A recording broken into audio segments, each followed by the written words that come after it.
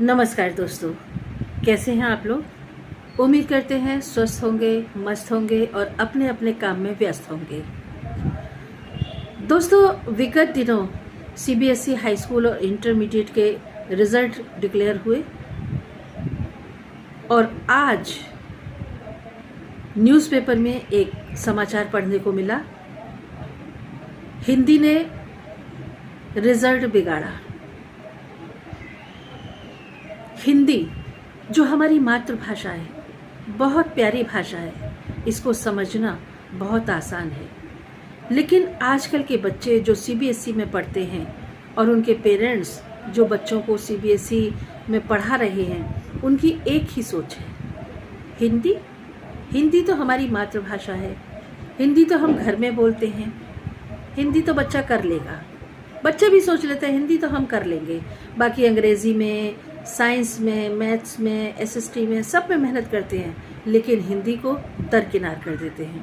और उसी का नतीजा है, न तो बच्चे मात्रा लगा पाते हैं, सेंटेंस फ्रेम करना नहीं जानते, आंसर लिखना नहीं जानते, व्याकरण में कमज़ोर हैं, पंक्चुएशन जानते नहीं हैं। बहुत सारी ऐसी चीज़ें जो बच्चे नहीं जानते हैं हिंदी में, लेकिन फिर भी बच्चों को रहता है कि हिंदी तो हम कर लेंगे। और इसी कर लेंगे का जो भरोसा है बच्चों को, वो आज हम सब के सामने है। मैं बच्चों से कहना चाहूँगी,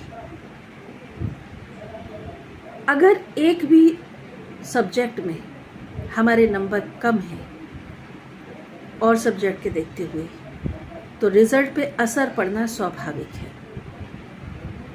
जिन बच्चों से मैं मिलती हूँ, जिन बच्चों को मैं जानती हूँ, उनको समझाने की कोशिश करती हूँ कि आपके जो भी सब्जेक्ट हैं, आप जो भी सब्जेक्ट पढ़ रहे हैं, उन पे बराबर का ध्यान दीजिए, बराबर की पढ़ाई करिए। कोई भी सब्जेक्ट बहुत हल्के में मत लो, किसी भी सब्जेक्ट को बहुत ज़्यादा उछालो मत।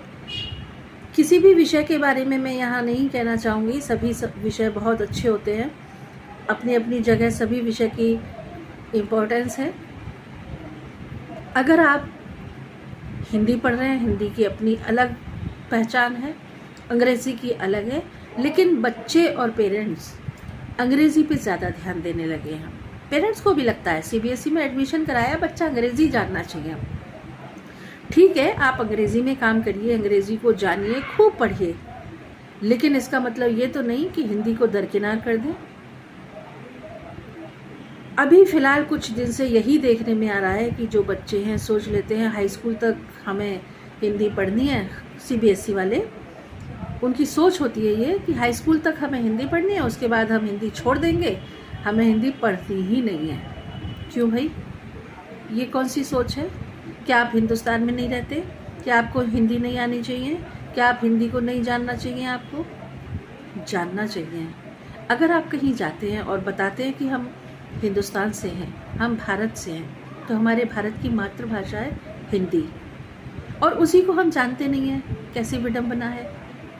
उसी में हम मेहनत करना नहीं चाहते, उसी को हम पढ़ना नहीं चाहते, उसी को हम समझना नहीं चाहते।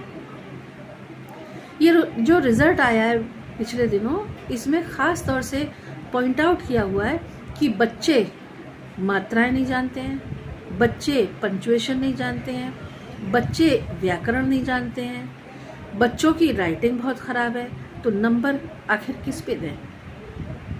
तो ये सब चीज़ें ध्यान रखने की होती हैं। आप बोर्ड का एग्ज़ाम दे रहे हैं, चाहे वो कोई सा भी बोर्ड है, सीबीएसई है, यूपी बोर्ड है, राजस्थान बोर्ड है, या और दूसरे बोर्ड्स हैं, कोई भी बोर्ड हो, या फिर होम एग्ज़ाम हो, कोई भी हो, एग्ज़ाम तो एग्ज़ाम है। आप अपनी राइटिंग को सुधार के अगर काम करेंगे, नेचुरली आपके अच्छे नंबर आएंगे। आप थोड़ी सी उसकी व्याकरण, मात्राएं, पंक्चुएशन पे ध्यान रखेंगे, नंबर अच्छे आएंगे।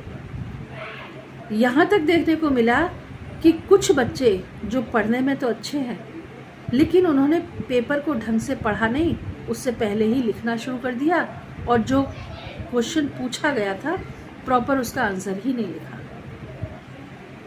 इतनी जल्दबाजी क्यों? आप धैर्यपूर्वक पेपर पढ़िए। पेपर पढ़ने का टाइम होता है आपके पास 15 मिनट का। उस पेपर को पढ़ के आप समझिए थोड़ा कि आखिर पूछा क्या जा रहा है। उसके आधार पे आप आंसर लिखिए।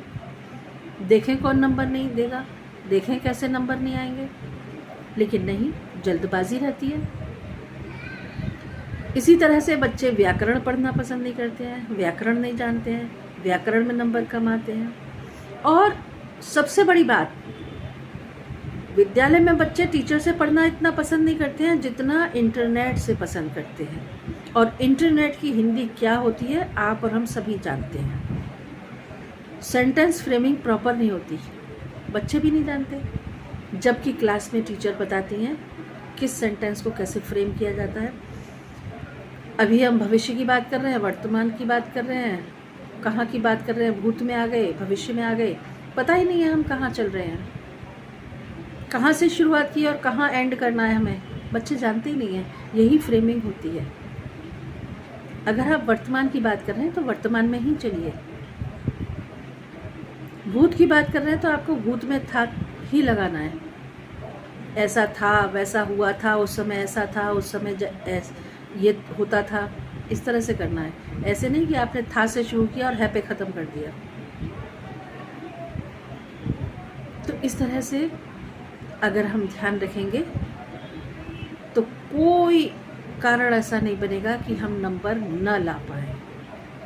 चलिए खैर, अब जो हुआ वो हो गया। लेकिन आगे आने वाले जो बच्चे हैं, जो अब इस साल 10th क्लास का बोर्ड देंगे, ख़ासतौर से CBSE वाले बच्चे, वो बच्चे अगर थोड़ा सा हिंदी पे ध्यान दे दें, थोड़ी सी मेहनत कर लें, तो वास्तव में और सब सब्जेक्ट में जितने नंबर आएंगे, हिंदी में भी उतने ही लेके आएंगे, बल्कि और ज़्यादा अच्छे नंबर लेके आ सकते हैं, ऐसा मेरा विश्वास है।